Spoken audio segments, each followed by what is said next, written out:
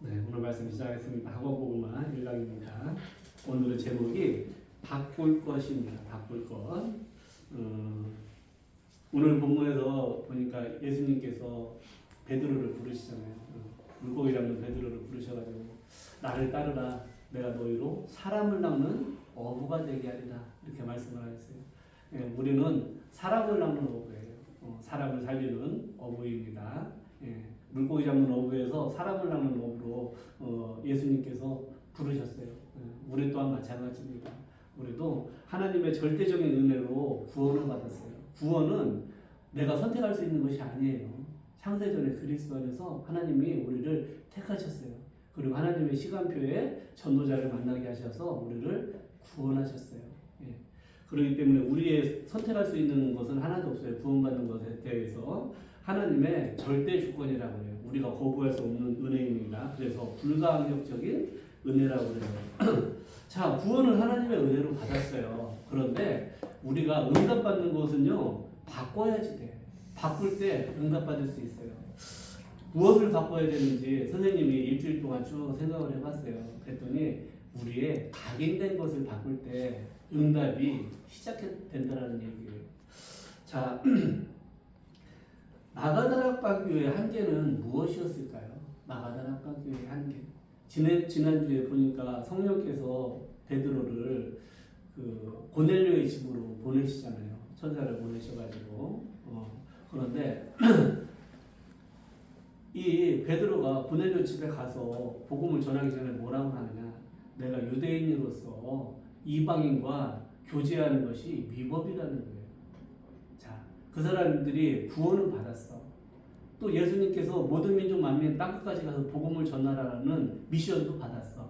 그렇지만 여전히 각인되어 있는 선민사단. 우리는 선민, 이방인 서로 교제하면 안 돼. 같이 심지어는 식사도 같이 하면 안 돼. 이것이 완전히 각인되어 있어요. 전통이 각인되어 있어. 또 율법이 각인되어 있어요. 이런 것들이 각인되어 있기 때문에 세계복음화에 중요하게 쓰임받지는 못했다라는 거예요. 구원은 하나님의 은혜로 우리가 받을 수 있어요. 그렇지만 우리 안에 각인된 것이 뿌리 뽑힐 때 하나님의 응답 속으로 또 세계복음화의 주역으로 쓰임받을 수 있음을 잊지 마세요. 이것이 오늘 바꿀 것이야. 그런데 예수님은 이미 공생애 때부터 제자들에게 바꿀 것을 말씀을 하셨어요. 자, 이거보다 더 좀 황당한 내용이 사도행전 11장에 나와요. 베드로가 고넬료 집에 가가지고 복음을 전했더니 성령께서 임하셔서 그 집에 큰 기쁨이 찾아왔는데 이제 베드로가 예루살렘 본 교회로 돌아갔을 거 아니에요. 그때 그 유대인 제자들이 너가 어떻게 유대인으로서 이방인 집에 가가지고 같이 식사를 했다면서 하면서 그걸 가지고 비난을 해요. 자, 완전히 세계복음화 미션을 받았지만 여전히 각인되어 있는 그 틀을 벗어나지 못하는 거예요. 그것이 사상과 전통과 이념이라는 거예요. 이것을 우리가 깨야지 돼요. 우리에게는 오직 복음, 오직 세계복음화, 이것으로 새로운 각인이 시작되어야지 돼요. 사실 베드로의 사역이요, 지난주가 마지막이었어요. 고넬료의 시비. 물론 12장에 베드로가 나와요. 근데 거기서 이제 감옥에 갇혔다가 이제 구출되는 그런 내용이 천사를 보내셔가지고 하나님 구출하는 내용이 나오는데 사역은 여기까지예요. 고넬료 사역까지가 사도행전에 기록된 베드로의 마지막 사역이에요. 저는 사도행전을 두 부분으로 나눌 수 있다고 봐요. 첫 번째 부분은 1장부터 11장 18절까지가 전반부, 후반부는 사도행전 11장 19절부터 마지막 갈까지가 후반부라고 볼 수 있어요. 전반부에는 마가다락방 교회가 쓰임 받았어요. 예루살렘, 온 유대, 사마리아까지 가는 것까지 쓰임 받았어요. 예. 그리고 땅끝까지 간 교회는 사도행전 11장 19절에 나오는 안디옥이에요. 스데반의 환란으로 인하여 흩어진 자들이 안디옥에서 교회를 세웠는데 그 안디옥 교회가 세계 선교 시대를 열었다라는 거예요. 이방인 중심의 안디옥 교회를 통해서 전 세계에 복음이 확산되는 내용이 사도행전 13장 1절부터 기록이 되어 있다는 얘기예요. 하나님은요, 바꿀 것을 바꾸지 못하니까 교회를 바꿔버리셨어. 마가다락방 교회에서 안디옥 교회, 또 주자도 베드로에서 바울로 하나님은 주자를 바꾸셨다는 거예요. 이만큼 바뀌지 않으면은 응답 속으로 들어가기가 어렵다라는 얘기예요. 그 하나님은 왜 바울을 쓰셨을까요? 똑같은 유대인입니다. 바울도 베드로도. 그런데 왜 어부 베드로는 세계복음화의 그 후반부에는 쓰임받지 못하고 왜 바울을 쓰셨냐는 얘기예요. 바울의 신앙 고백을 보면은 알 수 있어요. 그리스도 외에 모든 것을 배설물로 여긴다라는 거예요. 자기가 가지고 있는 모든 것이 그리스도 만나고 나니까 다 쓸데없는 거라고까지 깨달을 정도로 예수 그리스도 복음의 가치를 깨달았다는 거예요. 제자의 특징은요, 그리스도가 전부라는 것을 깨달은 사람이 제자입니다. 그런 사람이 모든 것을 바꿨어요. 그래서 바울 같은 경우에는 바리새인이에요. 바리새인. 예, 바리새인이 뭐냐면 율법주의자입니다. 율법 다 지켜야지 구원을 받는다. 예, 다 지켜요. 그리고 베냐민 지파예요. 베냐민 지파는요, 12지파 중에 사울왕이 베냐민 지파였어요. 초대 왕이. 그런데 이름도 사울이지, 같이. 그 정도로 집안이 좋은 집안에서, 한마디로 금수저에서, 집안에서 태어난 사람이에요. 또, 육신적으로 또 로마 시민권자예요. 지금 미국 시민권 대단하잖아요. 그때랑 똑같아요. 예, 로마 시민권자예요. 예, 또, 유대인의 젊은 리더였어요. 또, 그때 당시 최고의 스승이었던 가말리엘의 제자였어요. 또 출신도 길리기아 다소라고 하는 아주 유명한 도시에서 태어났어요. 거기서 최고의 교육을 받고 엘리트로 자라났어요. 그런데 자기가 가진 모든 거, 심지어 로마 시민권 나 자랑 안 해. 나의 시민권은 천국 시민권이야. 그렇게 고백할 정도로 영적의 축복을 가장 귀하게 여긴 사람이 바울이었다라는 거예요. 예. 복음 만나고 선민사상, 율법주의, 세상 지식, 철학, 사상, 이념 모든 것을 배설물로 버린 사람이 바울이었어요. 그 결과 바울은 세계복음화의 주역으로 쓰임받았어요. 우리가 베드로와 바울 두 사람을 놓고 비교해 볼 때도 이렇게 각인된 것을 바꿀 때 응답이 시작되는구나, 이것을 우리는 성경을 통하여서 확인할 수 있어요. 자, 우리 랩런트들이 사상, 이념 이걸 왜 어린 랩런트들한테 얘기해야 될까 생각해 봤는데, 제가 이렇게 생각해 보니까요, 어려서부터 학교 다니면 벌써 선생님들을 통해서 영향을 많이 받아요. 우리 랩런트들 학교에서. 그런데 그 선생님들의 대부분이 사상과 이념이 각인되어 있는 사람들이라는 얘기예요. 그 사람들을 통해서 어찌됐든 지식을 배우기 때문에 영향이 갈 수밖에 없다라는 거예요. 그러면 사상과 이념은 무엇이냐는 얘기예요. 사상과 이념. 우리나라에는 대표적으로 보수와 진보라고 하는 사상이 있어요. 그런데 이 사상이요, 제가 생각하건데 최악의 우상숭배가 사상과 이념이에요. 사상과 이념이 각인된 사람들은요, 특징이 뭐냐면은 타협이라는 게 없어요. 자기 주장만 해요. 그런데 정신병 있는 사람들이 그래요. 다른 사람의 말을 듣지 않아요. 정신병 있는 사람들은 자기 주장만 해요. 근데 사상과 이념에 잡힌 사람들이 그런 행동을 한다는 얘기예요. 자, 당연히 세상적으로 타협이 없으니까 어떻게 되겠어요? 결론은 전쟁이에요. 전쟁. 이 20세기에는 큰 전쟁이 참 많았어요. 우리나라에도 전쟁이 있었어요. 그런데 그 전쟁을 일으킨 사람들이 도대체 누구냐는 거예요. 사상과 이념에 철저하게 각인된 사람들이 전쟁도 일으킨다는 얘기예요. 이만큼 우리가 사상과 이념에 대해서 바르게 알고 이것이 우상숭배구나, 그것을 바르게 알고 세상에 나아가야지 그 사람들에게 답을 줄 수 있어요. 우리는 사상과 이념 그거 답 아닙니다. 그리스도 복음만이 답이에요.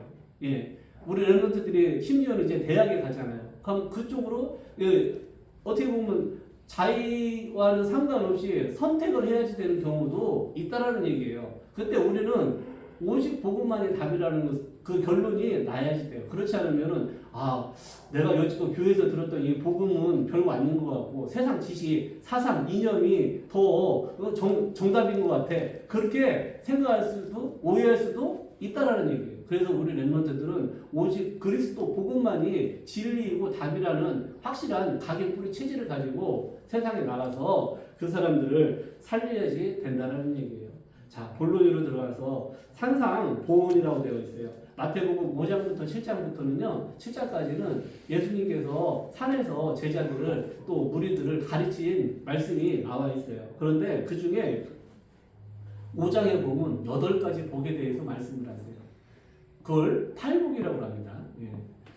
팔복교회도 있어요. 교회 이름이. 자, 무엇이 복일까요? 예.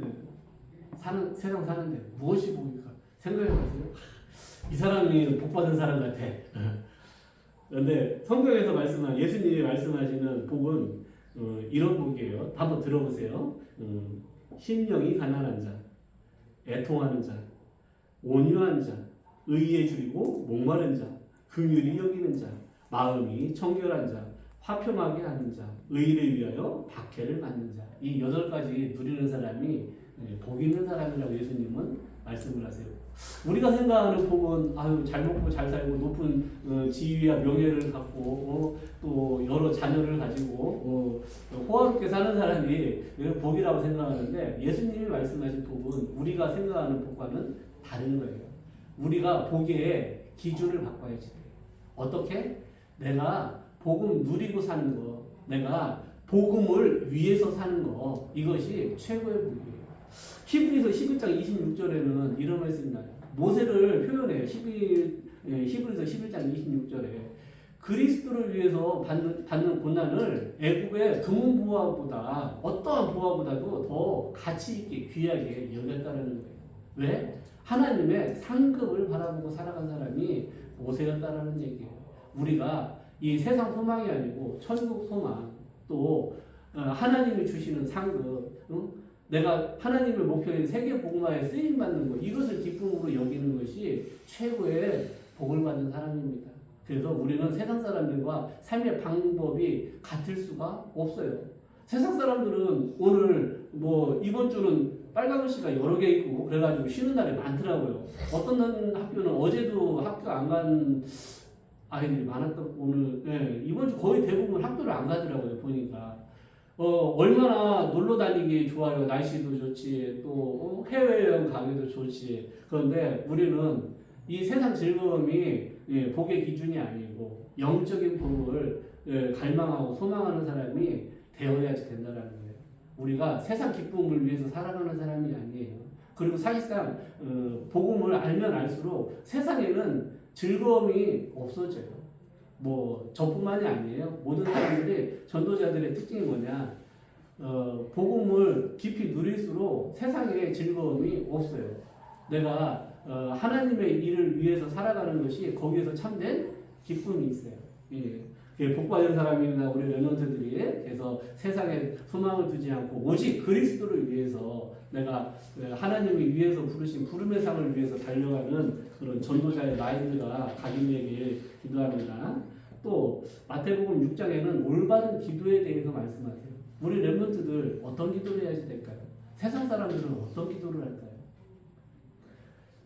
불신자들은 대표적으로 초를 켜고서 기도를 해요. 초.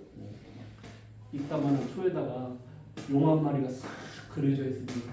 그걸 반대로 딱 돌리면은 내자가 딱 써 있어요. 그 초에 뭐라고 써 있을까요? 어렵죠. 이 문제 맞춘 사람은 별로 없었어. 요즘 선배들 중에서도 맞춘 사람 없었어요. 자, 우리 세무기 선생님 뭐라고 써 있습니까? 소자로 시작합니다. 소원성취. 맞았어요. 소원성취 아니에요. 불신자들의 기도 제목은 소원성취예요. 내가 원하는 것이 성취되게 해달라는 것이 기도 제목이에요. 그런데 예수님은 이렇게 기도하라고 말씀하세요. 너희는 먼저 그의 나라와 그의 의를 구하라. 그래야면은 이 모든 것을 너희에게 더하시리라. 내가 하나님 나라를 위해서 기도하고 하나님 나라를 위해서 인생 방향을 맞출 때요. 이 모든 것은 의식주예요. 우리가 먹고 사는데 필요한 모든 것은 그것은 당연히 주시는 거라는 거예요. 자, 우리가 당연히 받을 걸 기도하면 안 되잖아. 다 주셨어 이미. 그래서 우리는 구할 것이 하나밖에 없어요. 오직 하나님의 나라와 세계 복음화 위해서 우리가 기도하는 것입니다. 알았죠? 그것이 올바른 기도예요. 예. 마태복음 13장에는 비유를 들어가지고 말씀을 하셨어요. 제가 뭐 다 설명은 못하고 몇 가지 갖고 왔어요. 여기서는 씨 뿌리는 자에 대해서 말씀을 하세요. 어떤 농부가 씨를 막 뿌렸어요. 그랬더니 어떤 씨앗은 길가에 떨어지고, 어떤 건 돌짝 위에 떨어지고, 어떤 것은 가시 넝쿨 있는 데 떨어지고, 어떤 것은 옥토밭에 떨어지고 그랬어요. 당연히 길가밭, 가시밭, 돌짝밭은 자라지 못하겠죠. 그런데 옥토에 떨어진 그 씨앗은 30배, 60배, 100배의 열매를 맺는다는 얘기예요. 우리가 복음 전하다 보면은 복음 안 받는 사람들이 훨씬 더 많죠. 그렇지만 그 중에 옥토밭처럼 준비된 제자가 있다는 얘기예요. 그 제자를 만났을 때 열매를 30배, 60배, 100배 열매를 맺을 수 있음을 예수님은 말씀하시는 거예요. 또 가라지를 비유로 말씀하세요. 이것은 마지막 때가 있다는 거예요. 이 천국 복음이 모든 민족에게 증언되기 위하여 온 세상에 전파되리니 그제야 끝이 오리라라고 말씀을 하셨어요. 끝이 있다라는 거예요. 이 천국 복음이 모든 민족 만민 땅끝까지 증거되면은 그때 예수 그리스도께서 재림하시고 이 세상은 종말이 옴을, 또 새 하늘과 새 땅이 임함을 예수님께서 말씀하신 거예요. 또 겨자씨를 말씀하셨어요. 겨자씨는 뭐 한 번도 본 적이 없는데요. 무지 조그만하대요. 그런데 그게 심으면은요 자라서 몇 미터짜리 큰 나무가 된다라는 얘기예요. 이것은 아무리 연약할지라도 우리에게 생명이 있으면은요 반드시 역사가 일어난다는 얘기예요. 우리 렘넌트들 겨자씨처럼 작고 아무것도 없는 것 같아. 그렇지만은요 딱 하나 있어요. 그리스도 생명이 우리 안에 있기 때문에 하나님은 우리를 통해서 그런 역사를 일으키신다는 거예요. 그게 내가 너무 작아 보여, 그거 속지 마시라는 얘기입니다. 알았죠? 우리에게는 그리스도 복음의 생명이 있어요. 또 누룩에 대해서 말씀을 하세요. 우리 렘넌트들 누룩이 뭔지 모르죠. 누룩은 빵을 만들 때 쓰는 이스트예요. 제가 빵을 한 7, 8년 동안 만들었잖아요.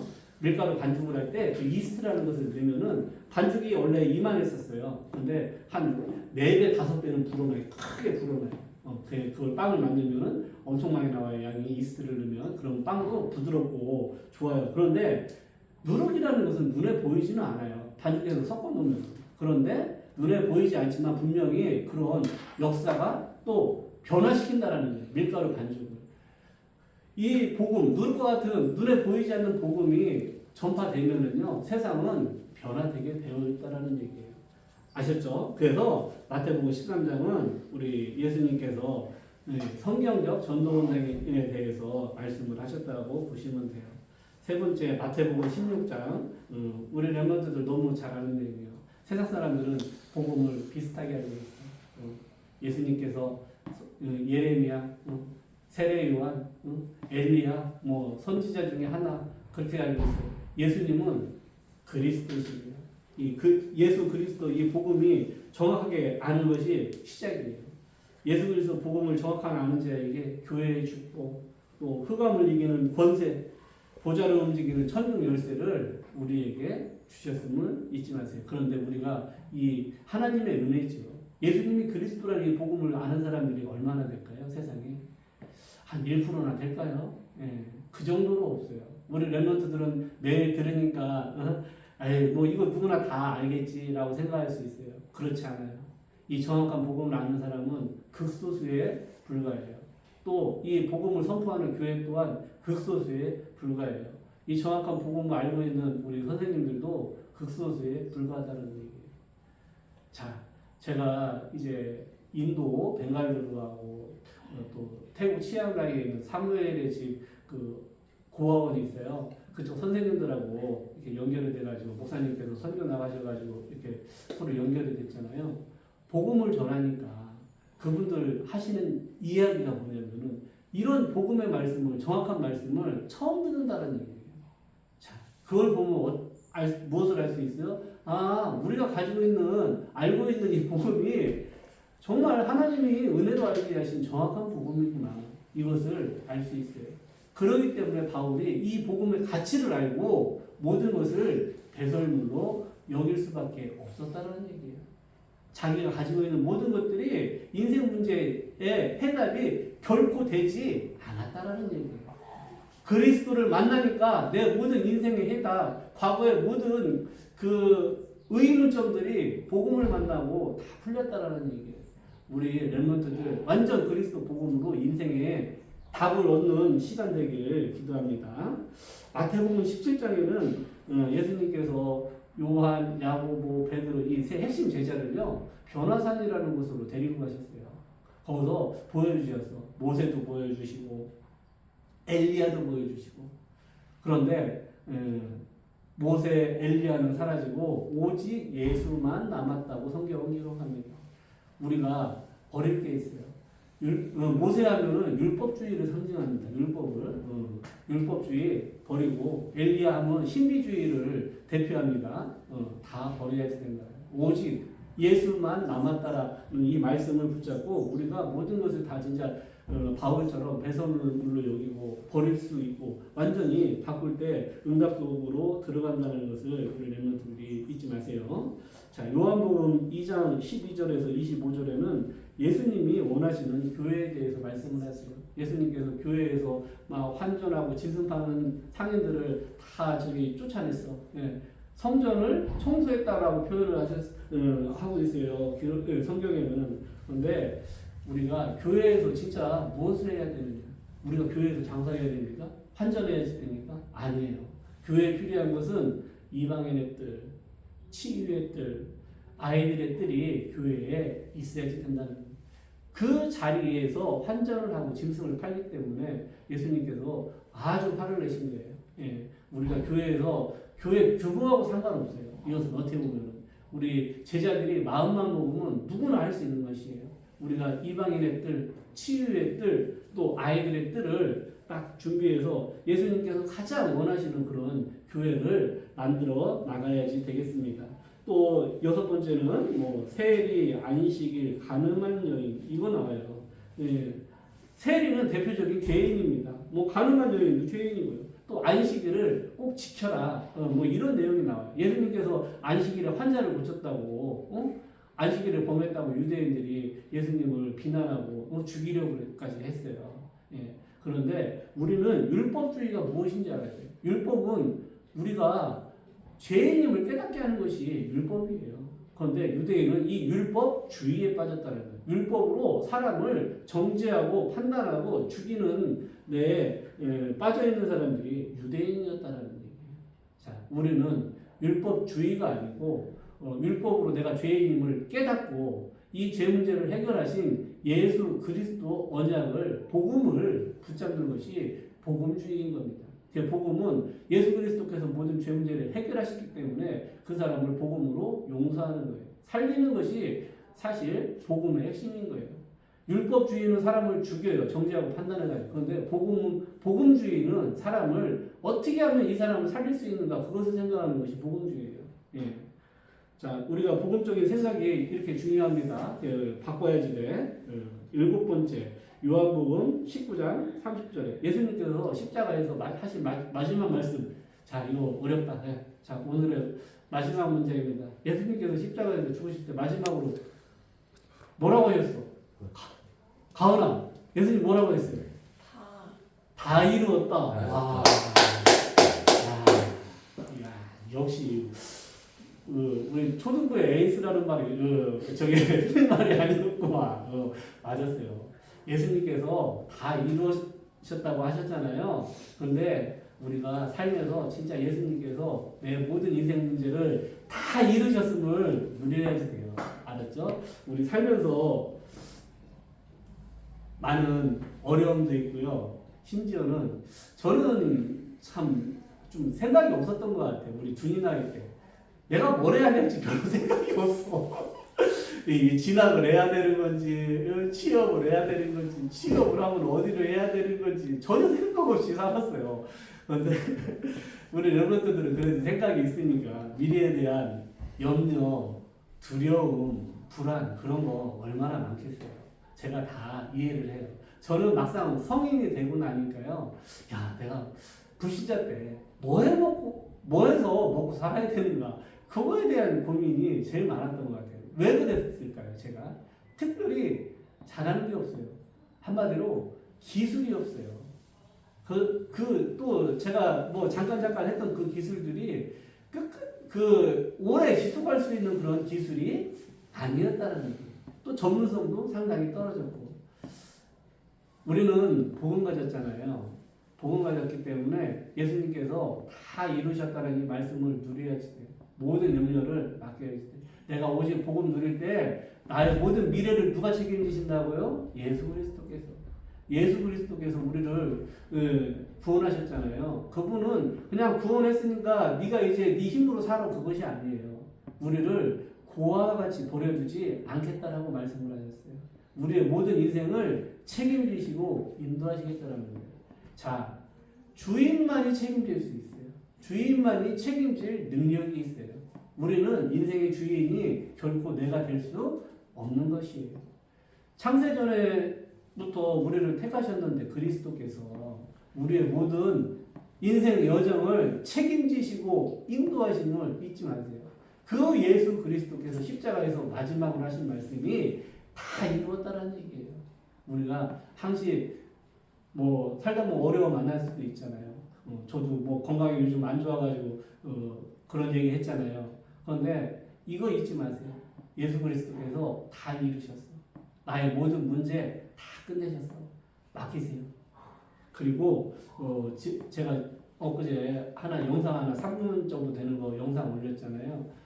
앞으로는 우리 렘넌트들이 복음 가졌기 때문에 미래에 대해서 염려를 하지 말고 전문성을 갖추는 게 상당히 중요해요. 예전에는 한 불과 10년 전만 해도요, 우리 렘넌트들이 그런 쪽으로 진로를 거의 생각을 안 했어요. 뭐 예를 들어가지고 뭐 제가 영상 올린 데는 뭐 젊은 친구들이 도배도 하고 뭐 목공도 하고 막 그런 거 하잖아요. 예전에는 아유 그거 쳐다보지도 않던 직업이었어요. 그렇지만 앞으로는 다르다는 얘기예요. 앞으로는 AI 시대가 올 것이고 분명히 사람 손으로 할 수 있는 것을 우리 렘넌트들이 찾아야지 돼요. 사람 손으로 할 수 있는 기능을 익히세요. 자, 보면은 바울이 아까 제가 얘기했지만 뭐 베냐민 지파의 로마 시민권자의 막 엄청난 그 지식을 가진 사람이에요. 그런데 이 사람이 특이한 게 있어요. 이러면은 기능 배울 거 없을 것 같아라고 생각할 수 있어요. 그런데 이 사람은 기능이 있었어요. 그 기능이 뭐냐? 천막을 만드는 기능이었어요. 사도행전 18장에 보면 브리스길라 아굴라 이렇게 천막 사업을 같이 했던 거예요. 자, 여기서 보면 우리가 중요한 게 있어요. 유대인들은요, 어떤 상황 속에서도 생계를 유지할 수 있는 히든 카드를 알려줘요. 그것이 기능이에요. 공부도 하되 기능도 갖추라는 거예요. 무슨 얘기인지 알았죠? 그렇게 엘리트였는데 어떻게 천막 만드는 기능을 배웠을까? 학교에서 그걸 가르쳤다는 얘기예요. 예, 그만큼 유대인들은 기능을 중요시해요. 예, 전문적인 기술을 중요시해요. 그렇기 때문에 우리 렘넌트들 뭐 회사 취직을 한다든가 공무원이 된다든가 그 월급에 몇 배를 벌어요. 기능을 가지면. 그렇다고 해서 그 기능이 숙달하는데 오래 걸리는 것도 아니에요. 불과 한 1, 2년만 1년만 해도요. 자기가 집중해서 하면은 충분히 그런 평생을 내가 일할 수 있는 기능을 가질 수 있다는 얘기예요. 굳이 나는 우리 렘넌트들이 막 회사 들어가지고 그 월급 뭐 처음에는 2, 300만 원밖에 안 듣더라고. 공무원들은 뭐 한 100만 원을 되나 모르겠어요. 예, 그 월급을 받기 위해서 새벽부터 나가가지고 일하는 거 보면 참 쉽지 않겠다 싶어요. 근데 기능을 가지잖아요. 처음에 한 1년 정도만 투자해서 내가 기능을 가지면요, 월 수입이 그거에 몇 배가 돼요. 예, 최대한 빨리 벌고 경제적으로 독립을 해서 세계보고만 하는데 내 시간을 쓸 수 있고 시간에 얽매이잖아요. 내가 일하는 거에 비해서 급여가 적으면 그렇잖아요. 예. 그래서 그런 것도 준비했으면 좋겠다 싶어서 한 3, 4분짜리 영상을 올렸던 거예요. 앞으로의 시대는요, 지금하고 많이 달라져요. 직업도 많이 없어져요. 그런데 앞으로 없어지지 않을 직업은 무엇이냐? 내가 손으로 할 수 있는 직업은 없어지지 않아요. 예. 제 직업도 수명이 한 10년 전에 10년 할 수 있을까 생각을 했어요. 근데 아직까지도 이어지고 있어. 야, 내가 60살까지 할 수 있을까 생각했는데 이렇게 가면은 또 60살까지 또 가겠어요. 그게 뭐냐? 그래도 전문적인 기능직이기 때문에 뭐 큰 기술은 아니지만 그래도 쉽게 접근할 수 있는 저기 기술은 아니기 때문에 계속 지속해서 할 수 있는 거예요. 저 같은 경우에도 뭐 계속 지속만 된다면은 정년도 사실 별로 의미가 없는 직업이에요. 직장 생활에서 보통 한 50 정도 되잖아요. 그러면은 회사에서 나올 수밖에 없어요. 50살에 나오면 뭐 할까요? 50살에 나오면 우리 세봉이 선생님 지금 20 몇 살이죠? 5이요. 25. 그러니까 50살이면 25년 정도 이제 직장 생활을 한다든가 그렇게 할 수 있어요. 50살에 나오면은요 다시 최저임금으로 돌아갑니다. 예. 200만 원 정도 받아요. 예. 저기 50살 돼가지고 자기가 다니던 직장을 나오면 심지어는 그때부터 경비 보고 그런 일도 벌써 알아봐요. 학원차 운전하는 거 그런 것도 알아봐요. 예. 자, 직장 생활이라는 것이 수명이 결코 길지 않다라는 얘기예요. 그렇기 때문에 우리 랩런트들은 저는 뭐 시간적으로도 자유가 있어요. 내가 그 모든 스케줄을 조절할 수가 있어요. 기능직 같은 경우에는요.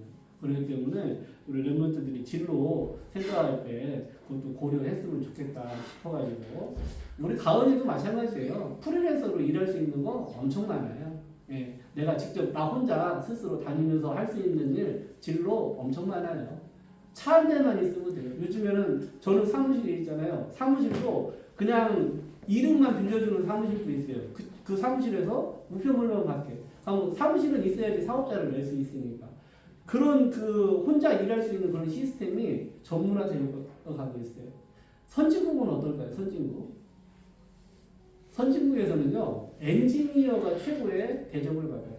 심지어는 트럭 운전하는 사람이 큰 트럭 운전하는 사람들 있잖아요. 억대가 넘어요 연봉이. 그게 왜 그러냐? 기능직을 상당히 선진국에서는 인정을 해준다는 얘기예요. 어차피 우리나라는 이미 선진국이고요. 더 선진국으로 나아가고 있어요. 그렇기 때문에 그런 것을 미리 고려를 해서 진로를 선택하는 것이 좋겠다라는 생각을 하게 되었습니다. 이건 원고에 없는데 갑자기 나왔어요. 이걸로 마치겠습니다.